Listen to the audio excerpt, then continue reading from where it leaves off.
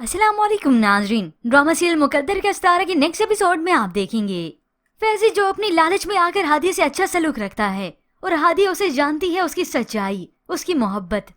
आज हादी की फरमाइश पर फैजी ने कुर्ता शलवार पहनी।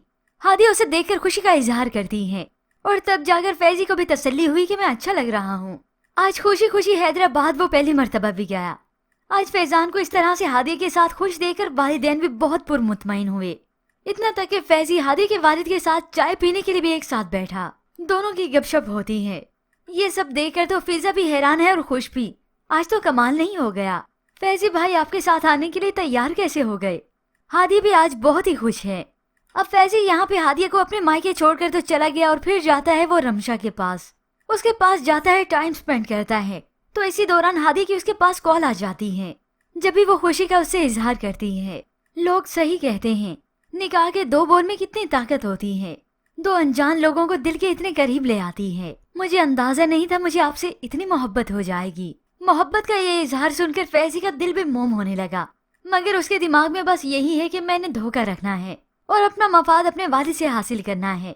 मगर कहीं न कहीं हादिया उसके दिल में जरूर बस रही है। ऐसे में वो उससे बात कर ही रहा था कि रमशा उठकर फौरन से उससे मोबाइल छीन लेती है और फोन बंद कर देती है।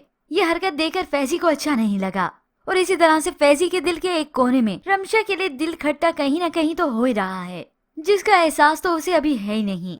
और फिर ऊपर से रमशा की वालदा को अलग से खौफ है। मुझे पता नहीं क्यों खौफ लगा रहता है कि फैजान तुम्हें धोखा देगा। ये सुनकर तो रमशा की अना को और भी ठेस मिली।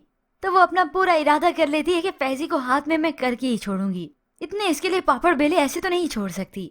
तो उधर नताशा जो अपने साथ बुरा खुद ही कर रही है। वालिद को भी साफ कह दिया मुझे अपने खुदगर्ज वालिद से कोई ताल्लुक नहीं रखना। खुदगर्जी तो इसी की है। बाप कहीं ना कहीं महसूस कर रहा था कि मैं उसे माफ कर दूं जब उसे गलती का एहसास हो जाएगा। मगर नताशा तो अपने साथ ही बुरा कर रही है। हालांकि शेरी ने लालच में आकर उसे कहा भी कि चलो साथ चलते हैं, तुम्हारे बाबा से माफी मांगते हैं।